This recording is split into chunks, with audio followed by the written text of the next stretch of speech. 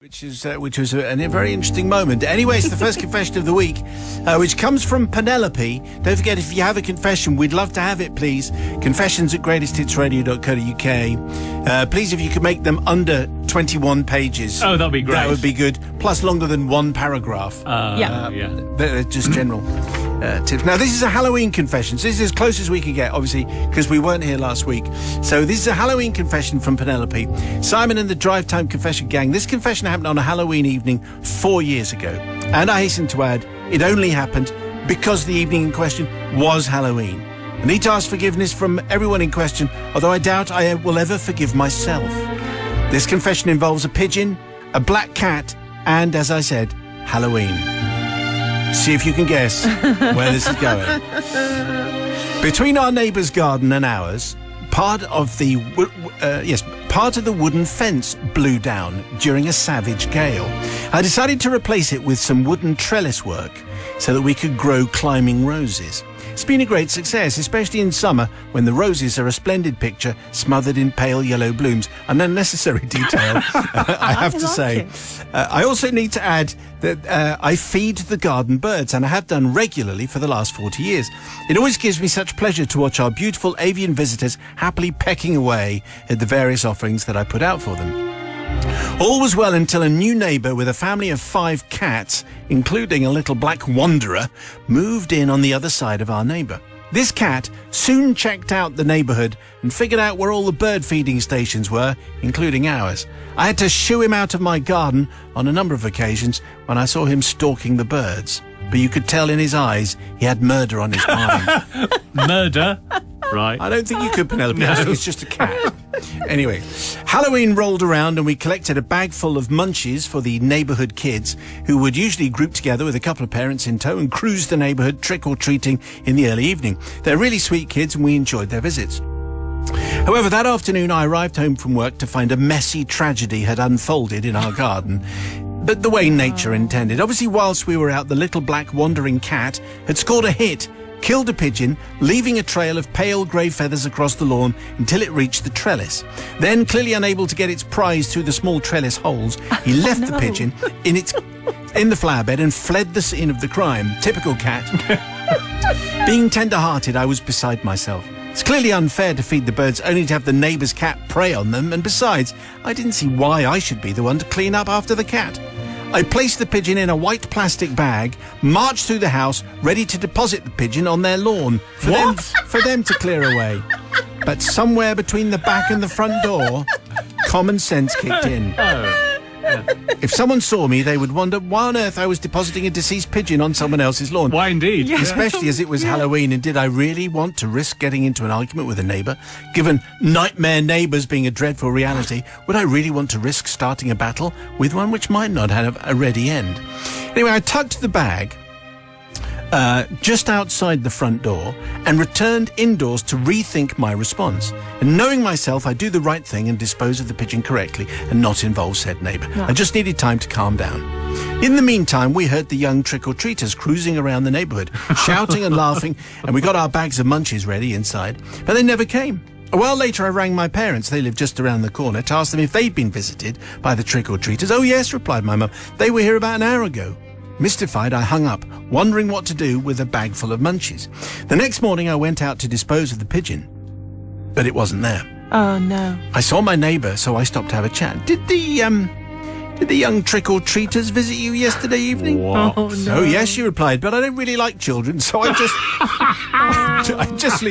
just leave a bag of goodies outside on my front porch so they don't disturb me. Oh, no. And then the realisation hit me of what had happened at our front porch.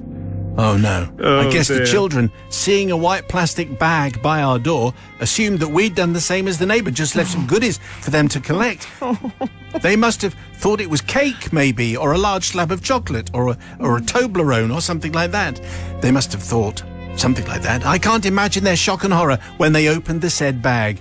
I mean, you know it's called trick or treat, but no one really expects a dead pigeon. No, they don't. No, they really I can just imagine as they open the bag. What is it? What is it? What have you got? It's a dead pigeon. Oh, okay. So I would like to say, says Penelope, I am so sorry because never Never in my wildest dreams could I have imagined or planned such an event. Any other night of the year would have never happened. The children left the neighbourhood a few months later, although I doubt their move had anything to do with the Halloween disaster. I think it probably did. Yeah, maybe it did. I don't expect forgiveness, but Halloween was never celebrated in Southern Africa, where I come from, like it is here, and we need to follow the local customs carefully. I write stories for children in my free time, hoping to share a love of books. I think this is Penelope now, just going, going for some kind of popular vote. You know, I'm doing good works. Kind regards to you all. I hope you enjoyed Halloween this year.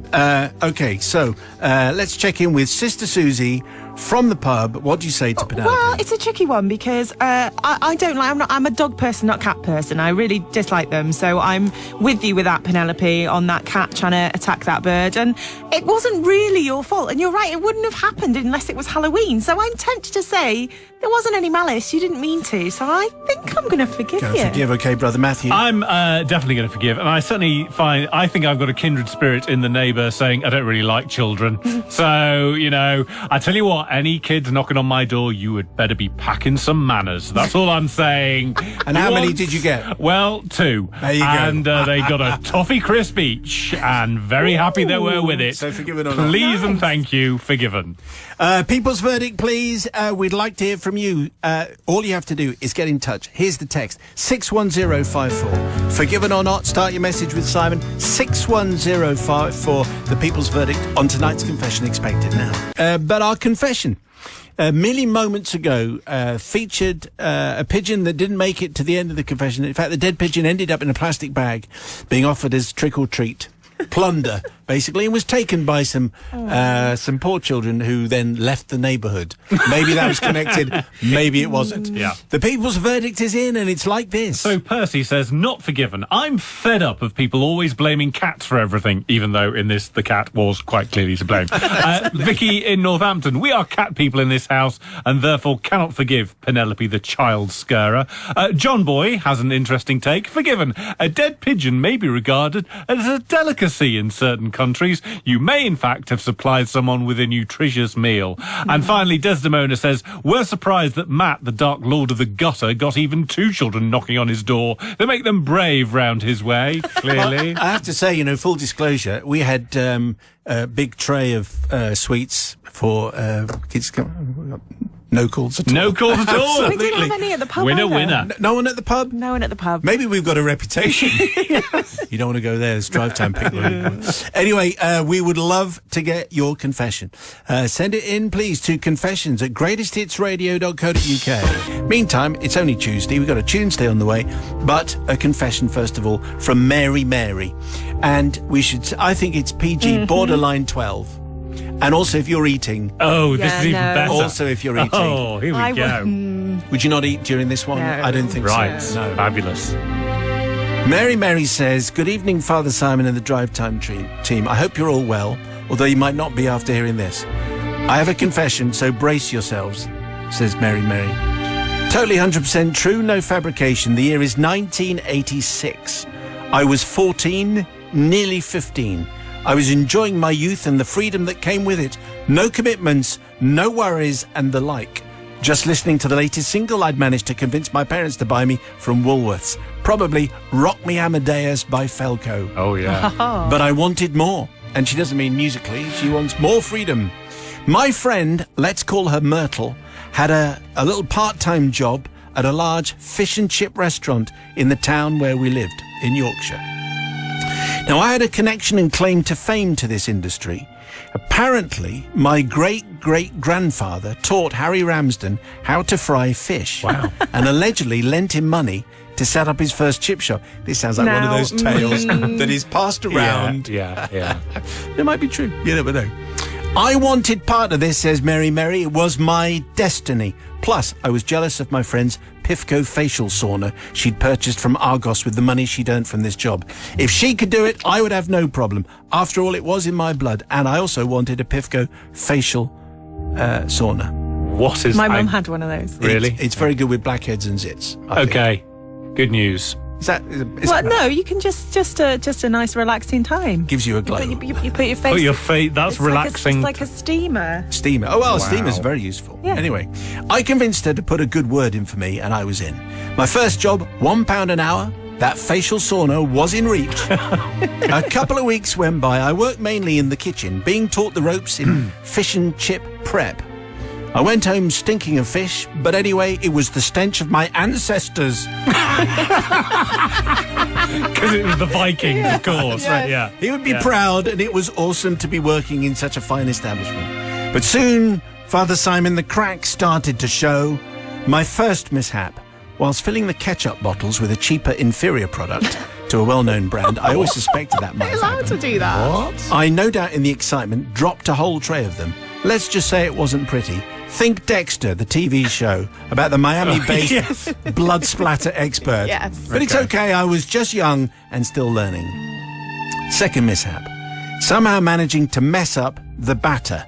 I mean, who knew that the mixture was required to be exact? How was I to know that there was a recipe that had to be followed? I just put stuff in. Yeah. Who knew it would waste £100 worth of fish? Oh, no. Nonetheless, my boss started to smell something fishy and began to think I was a bit more than just clumsy.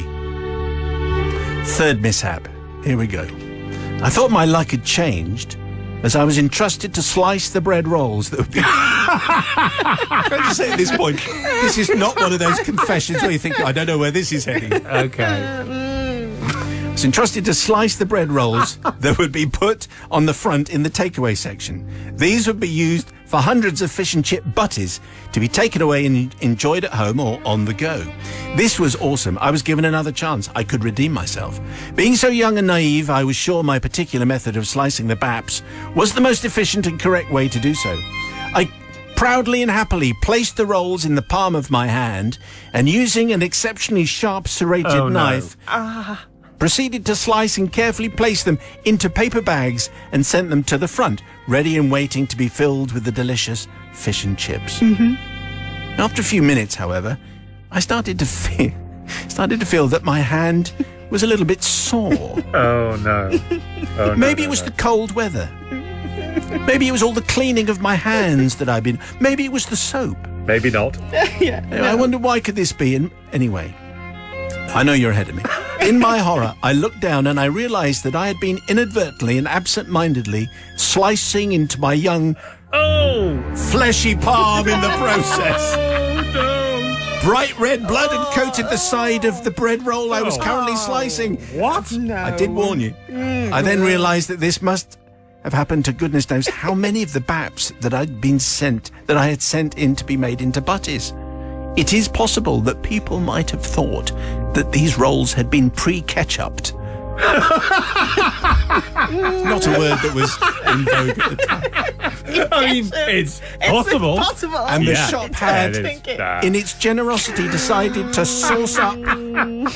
Decided to sauce up the portions ahead of time. What if you didn't want it? It now haunts me that some innocent customers got slightly more than they were paying for. And probably health and safety would have been unhappy. Yeah. I think that's probably right, based on how you were with your serrated knife and what happened to the baps.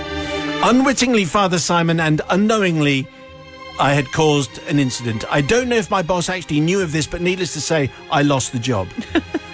It's a slightly sudden end because we didn't hear of any confrontation. But anyway, we get the message, and Mary has sent in a rather shocking tale. Let's just see what everyone has made of this as we go for Sister Susie, speaking with a voice of moral authority. Well, Mary, first of all, the ketchup you dropped, that must have been a lot of ketchup to clean up. A whole tray of ketchup. Don't you always think that, it says Heinz on there, but I bet it's not. Well, in our pub, we did. Your pub is obviously, always yeah. We would never, Obviously, you'd ever never think of doing do that. anything like that. These are No. long lost far old days. Yes. No. So I'm shocked by that, first of all. But also, maybe, I wish she'd just realised and then taken them away, put them in the bin. Why did she leave them there? So I'm sorry, Mary, I can't forgive you. Yeah, she could actually have just said, I think you ought to get rid of those rolls that I've just buttered. Okay, brother from another gutter? So, here's what I'm thinking here. I mean, she was put in charge of the bread rolls, which, is not the most onerous of jobs. No. However, I was thinking to myself, how do you cut up bread rolls? And it's actually really difficult to cut up bread rolls. And we've managed to put a man on the moon, and we haven't worked out how to cut up bread rolls. Come on. So is it really Mary's fault that none of us know how to cut up bread rolls? No, it's not. So that is the reason why I choose to forgive. People's verdict, please. Do you forgive Mary, yes or no, for our outrageous chip butties from the old days? 61054 on the text. Start your message with Simon. People's forgiveness, yes or no? 61054. Just before the news, we heard from Mary and a rather troubling tale about a chip butty with too much ketchup. I won't go into all the details. No. However, this is the people's verdict. Sounds like this. So Jill says, not forgiven. My mouth was watering at the thought of fish and chips. I almost sent hubby out for some. But the pre-ketchup rolls have put me right off, probably for life. I forgive Mary, says Chip. I shouldn't, as I work in hospitality. However, I laughed so much, I choked on my own breath. Alistair says, absolutely forgiven for the positive spin of pre-ketchup. And finally, Ray says, forgiven. Not sure if there's a certain amount of numbness or dumbness, but absolutely hilarious. Mary never gave up. Well done for trying, but ultimately making us laugh. Okay, your confession would be very, very welcome. I suppose we need to start thinking about Christmas confessions. Oh, Is it yes. a bit early for that? Maybe we've gone too early. No, it's always good to get in early. Well, I'm not quite sure whether it's... No. It's definitely too early. Okay, so your confessions, please. Confessions at greatesthitsradio.co.uk. Stand by for Wednesday's confession. And don't forget, if you have a cracking confession, we'd love to hear it. And then possibly you could win the smart speaker. So send it to confessions at greatesthitsradio.co.uk. And then make it as good as you can. And then if we read it out and we love it, you get the smart speaker. It's a pretty good deal. Today's comes from Jenny. Thank you, Jenny. Good evening. Father Simon, I start my confession by saying that I do love my partner, although some might think after this that I don't. Today, my name will be Jenny, and my partner will be David. My confession revolves around tea time in our household, or drive time, you might say, in these modern days. Yes, you might say that, yeah. I'd say that. And I decided to have the rather splendid dish, boiled ham, egg and chips. Almost a Dr. Seuss book, but not quite. It's one of our favourite meals. David especially enjoyed a fine slice or two of ham, ideally from the local farm, where the pigs were treated really well. Until that day, obviously. When they were... Yeah. He's a strong believer in local producers and local products and supporting all things local, including pigs. Why eat faraway pigs if a nearby pig will do just as well? There's a certain logic Makes to that. perfect sense. I think Nigel Barden would approve of this sentiment, definitely. So I proceeded to cook the ham, and I cooked it early so that it had time to cool down. It smelt fantastic. The whole house smelt of the finest ham these islands can provide. Now, an important thing to say is that the day before, David had dug our lawn to plant grass seed, which I'd been nagging him to do for quite a while. I'm not normally a nag, but on this occasion I certainly had done this. Anyway, back to the dinner, which is cooking away, and I left the ham on the side to cool down. Whenever this thing happens in a confession, it always ends up in the same place. David sat in the other room, and so as a loving partner, I supplied him with a gin and tonic and told him to relax whilst I finished the dinner. Again, it's 1975. I know he could have been helping, but on this occasion he wasn't. He was sitting and drinking a gin and tonic or three.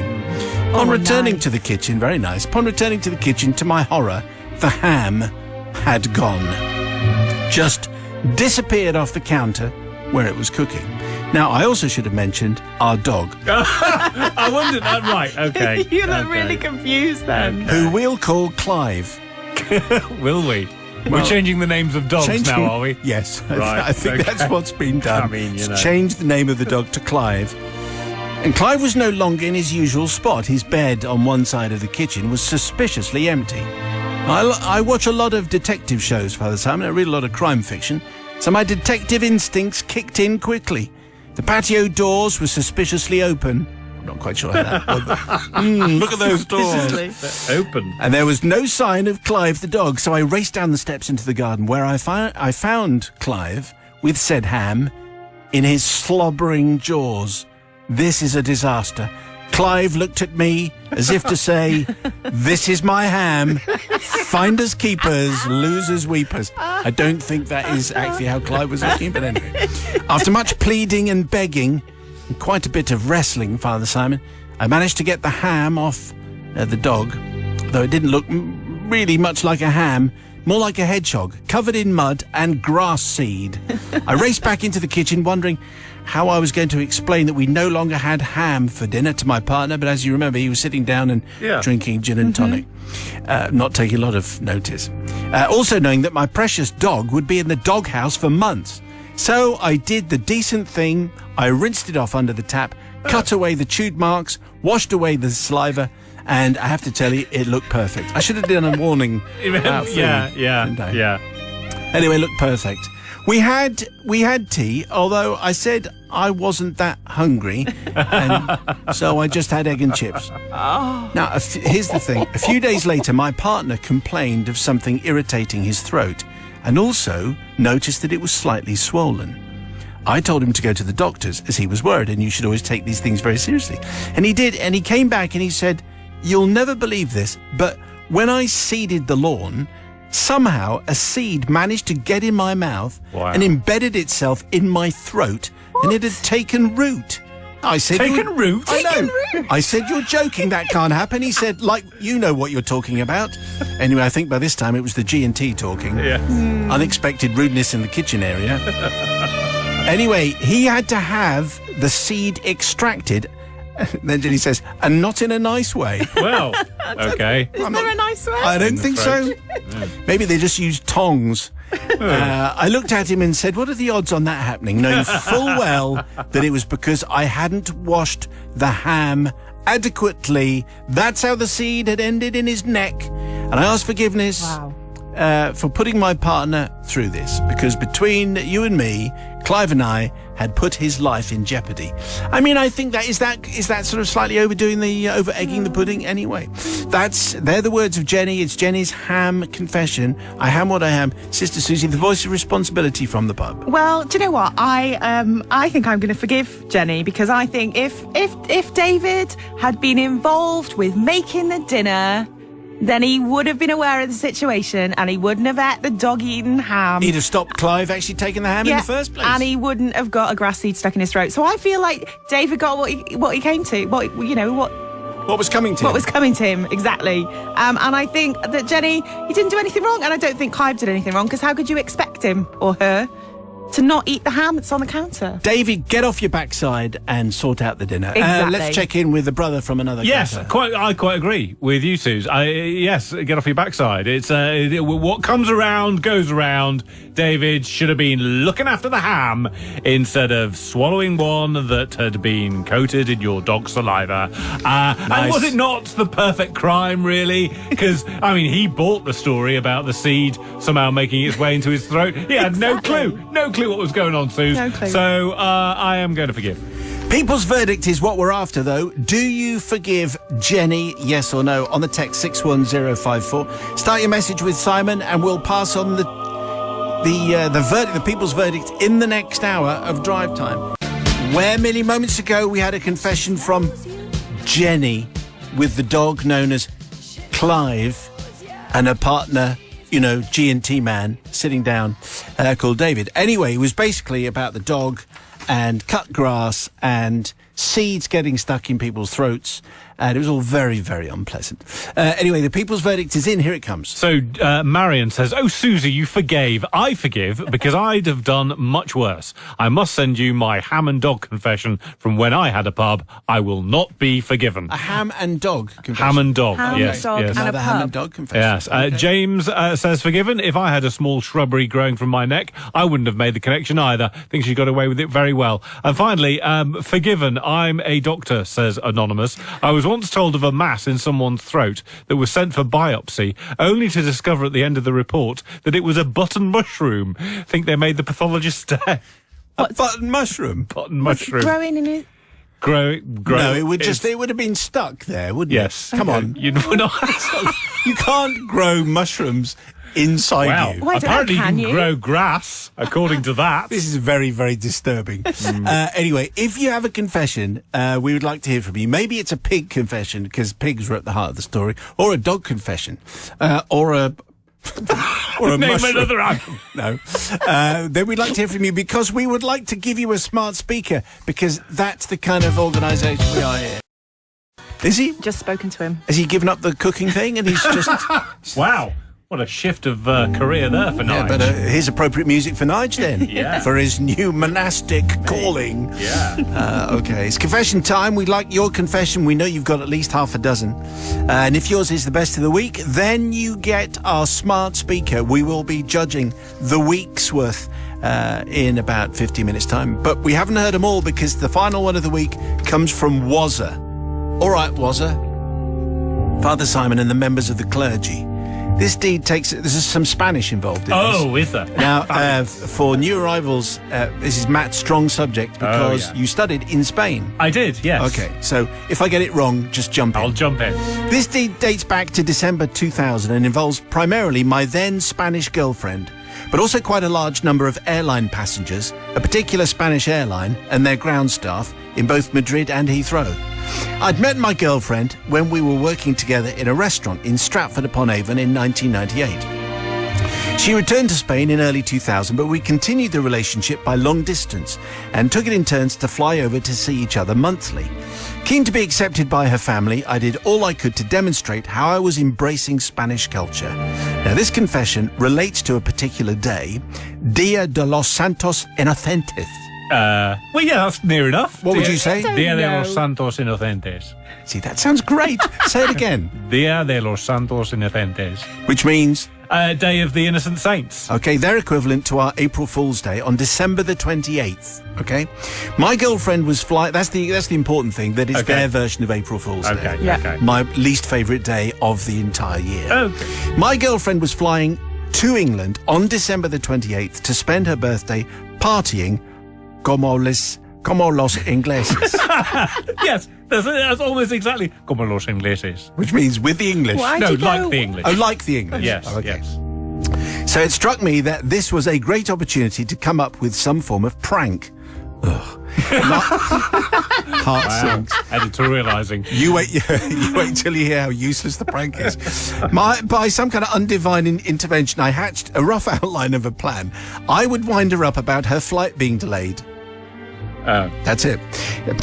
Wow. To be honest, it being their National Prank Day, my weak delivery skills and her general disdain for my frequently transparent wind-ups, I didn't fancy my chances of pulling this off.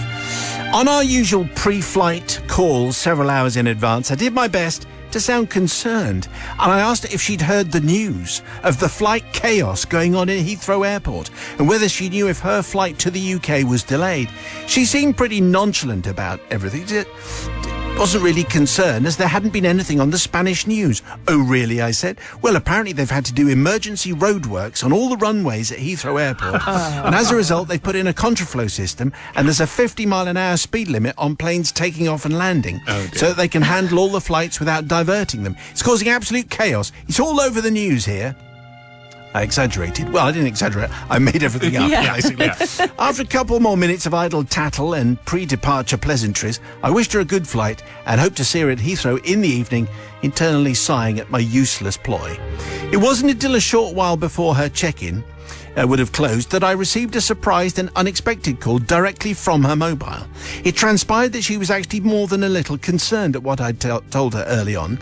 So she had called the aforementioned airline for an update on the situation to find out just how long her flight would be delayed, what exactly they were doing about it. The eager-to-please rep was clearly panicked, worried about what she'd heard and the implications for all her other passengers and all their other flights, and diligently assured her she would take immediate action.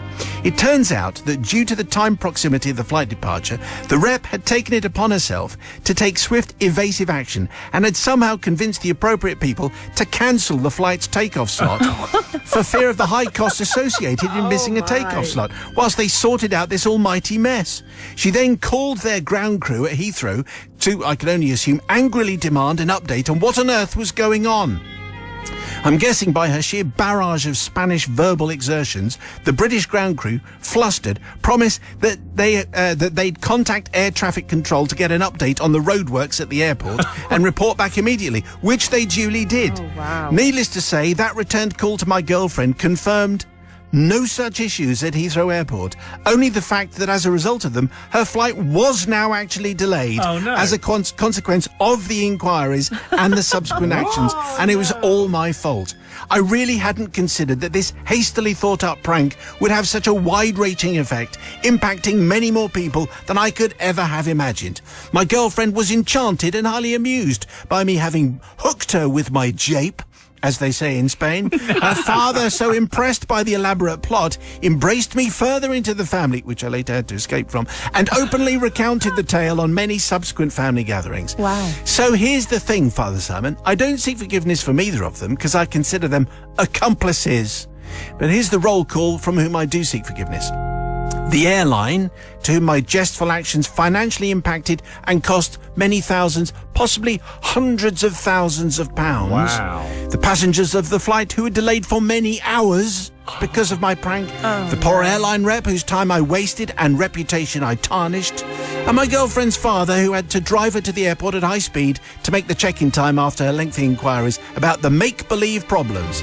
In my defence, I never imagined, and even now struggle to comprehend, that my prank would actually have been believed in any shape or form by anybody. I'm sorry for the inconvenience that it caused to so many people, especially at a time of year when people just want to get together, do they not? All of that said, I still chortle at the whole affair.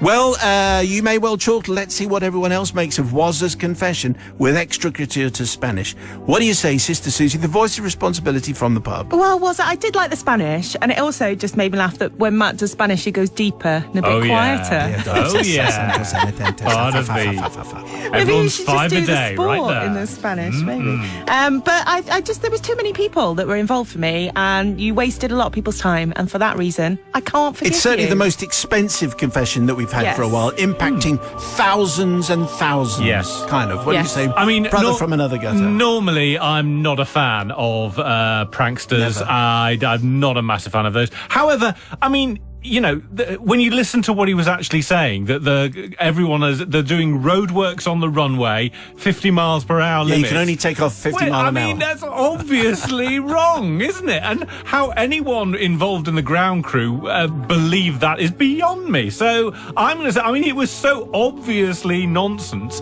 that I'm going to have to forgive. Are you saying the girlfriend was gullible and it's kind of her fault? I'm going to say the girlfriend was gullible. I'm going to say the rep was gullible. Yeah. And I'm going to say the ground crew was also gullible. Okay, so the question is, do you forgive Wazza for his very, very expensive confession?